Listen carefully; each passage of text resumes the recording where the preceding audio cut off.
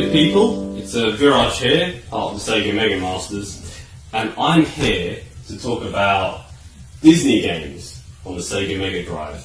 Now there are a number of Disney games that were released, quite a large number in fact, and I'll be going through some of them, and also be giving some honourable mentions of ones that I haven't gone through, and ones you might want to stay clear of. Dishonourable mentions, we could say. But without further ado, let's start with our first game on our list, and that's Castle of Illusion, starring Mickey Mouse, released in 1991. Let's have a look at the synopsis here. Adventure to the land of dreams with Mickey Mouse in this action platformer. Mickey, beloved icon, and plucky hero ventures into the castle of an evil witch to rescue the kidnapped Minnie. Sounds interesting. Let's have a look. Now, this is a game I had as a kid. My father bought it for me. I didn't really get that much into it. Something I completed in later years. But a very, very well-made game. Once Upon a Mouse, and you've got a story here. You've got some text here. You've got some lovely animation here. I mean, we look at that. Pretty interesting. I think for children to play video games, you have to have a plot. And half the plot is really knowing the IP and the characters. Everyone's familiar with Mickey Mouse and Minnie Mouse. Everyone's familiar with these characters, they know about them, so half the explanation doesn't really need to be done. You know the character you're invested in. Everyone knows Minnie Mouse is Mickey Mouse's girlfriend. And oh no, you have to go and save her from this evil witch called Miserable. Miserable. So we've got to go and save her. And I like this because it's got some animation. It's like playing a cartoon. I think this is actually really what makes this game really interesting for young children. But it's I have to stress, this particular game I wouldn't say is for children in specific. Adults can play it too because it has that difficulty curve. When grown-ups are playing this game, you know, they were like, okay, it might have been a kid's game, but actually it's a bit more than that. It does have a practice mode here and a hard mode as well. Practice mode is like 3 levels of the game and you can complete it. The idea of the game is you have 7 gems you need to collect. Along your adventures there's like 7 worlds or whatever. And once you get all the 7 gems, and you get the gems after you've beaten a boss after every level, you get to put them together to form a rainbow to get to the tower to fight the evil witch Miserable and save Minnie. Okay, so you can jump, and how you take down bad guys is you jump on them basically. Down. So it's fundamentally just a 2-button action game. Jump and throw in the apples, and you press down as you're descending to attack enemies with your drop on them. So yeah, in a nutshell, that's pretty much the game. But as you can see, you've got a ditch here. So again, the difficulty curve is okay.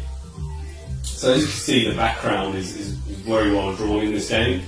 The sprite animation is very good. The enemy design is actually quite interesting.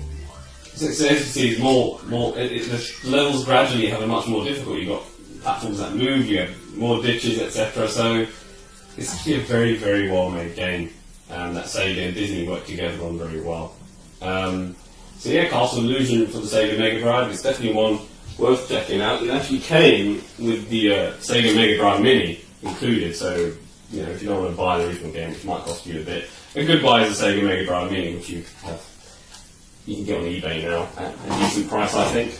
Now, this game is more of an action-adventure game, and I like it. It's called Quackshot. This one stars Donald Duck. Again, the 1991 release. Let's have a look at this. Join Donald in his search for Perusia's great duck treasure. Travel across the continents where you'll encounter treacherous, tricky foes, gather tools, clues, and keys in danger-ridden lands. Then collect your courage for the final adventure on the Great Duck Treasure Island. So, let's give this a go. This is a game I had, and my cousin had this, and he lent it to me. I played this, and it's a lot of fun, this game. And as you can see, the animation has improved. It actually does look more like Donald Duck, that you remember him in the cartoons. And as I said, before Sega and Disney worked together on the Castle Illusion and this particular game. And they did a really good job with the animation. And Disney were very protective when it came to their IPs. So you've got to get a lot more effort put into the Disney games on the Sega MegaDrive platforms. Alright, so let's give it a go. So you can see Walt Disney Company and Sega work together on it, so let's give it a go here.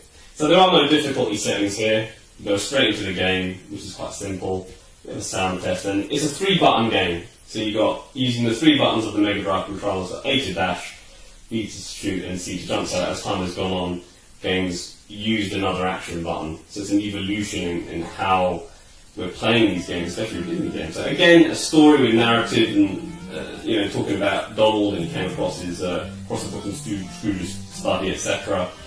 And really, the short of it is he discovers this book and he goes after this treasure. That's the short of it.